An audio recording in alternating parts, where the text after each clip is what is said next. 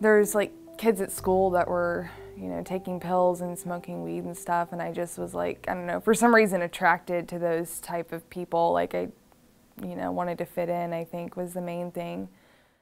The first drug, I guess, was weed, and nothing really happened the first time, but after that it was alcohol, and I remember I drank it and I immediately like blacked out shortly afterwards. I was drinking like vodka and chasing it with beer.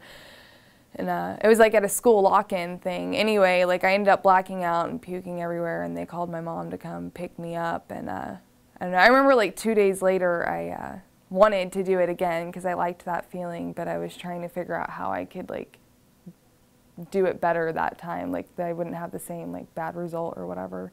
So I think from the get-go I had a problem. I would say in like high school and stuff it was mostly pills, like Oxycontin and morphine and Xanax. Like every day kids at school had them if they got them from their parents or grandparents, and they would just sell them at school, or I could get them from my family. So whenever I started, I, you know, really fell in love with that feeling, and it helped me just feel, I don't know, like I just was never comfortable like in my own skin or being around people, and just didn't feel like I fit in. Whenever I was like 16, I ended up stealing some of my brother's pain pills because he had like a sports injury, and I took them from him, and my mom found out and turned me into like the juvenile office.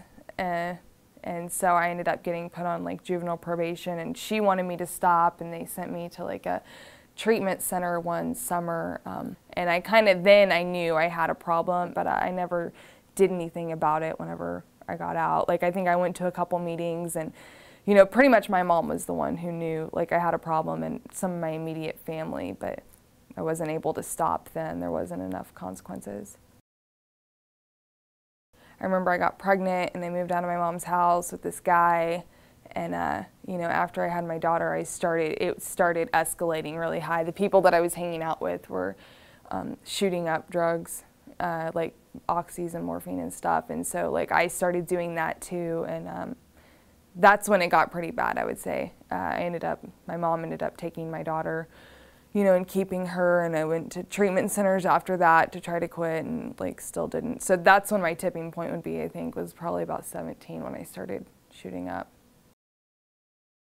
I was working a serving job, and I was on like Adderall and doing bath salts at the same time, and I was shooting those up. And anyway, I'd gotten in a car wreck on my way home from work one night, and ended up injuring my back, and the hospital prescribed me pain pills, and I took them all like within a couple days. And anyway, the next day at work I ended up leaving in the middle of my shift because I was trying to go buy some more pills from somebody because I was actually in pain then.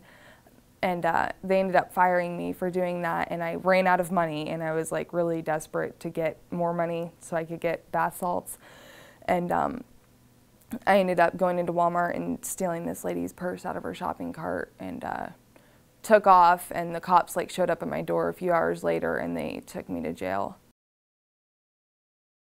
There was a point in time, I remember a specific situation. I had stayed off the needle for like 8 months one time, and that's whenever the bath salt thing first got introduced to me.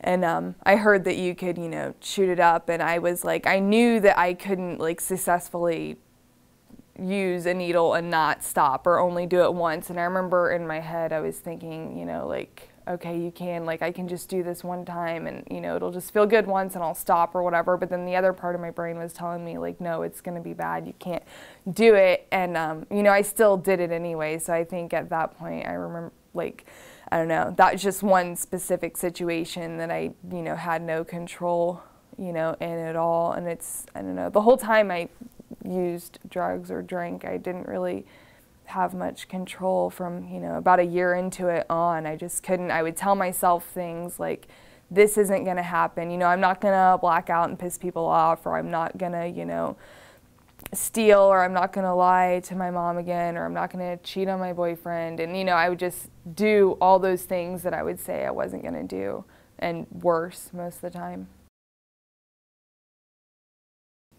The reason why I, you know, finally stopped, I think I was more at the beginning pushed into it because I had, you know, gotten myself into so much trouble to where, you know, I got put into prison that's whenever that was my tipping point, my stopping point, which by then I'd had, a few months to find, to actually sober up and to take a step back and look at things. But, it wasn't even just being in there, because I remember whenever I was in there, it was like, my family wouldn't talk to me. My mom wouldn't want to answer my phone calls. I was pregnant, about to lose another child. I don't know. That was my tipping point, was, being in there. And I made the decision that, like, I didn't want to do that anymore. I didn't want to live like that anymore, which I had thought like that before in the past when I'd been in treatment centers. And like this time even, I wasn't sure if it was actually, like if I was actually going to stay sober. I knew I really, really wanted to, and I knew like people went to, meetings and worked the steps and stuff, and that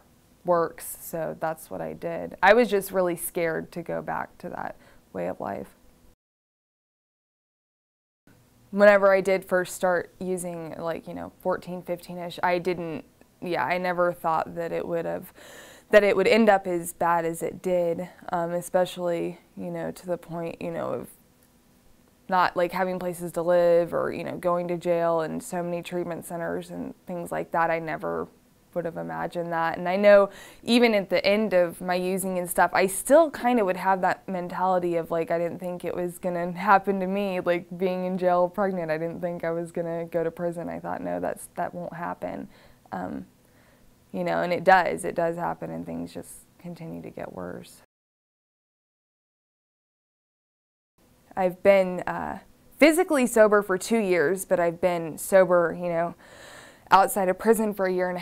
I actually work for my mom now. We get along pretty good. We've never, like, this is the closest we've been my whole life. Like, I was never this close to her, and my siblings like me now. My grandparents are no longer alive, but, it is. My relationship with my family is great now. Better than I could have ever imagined,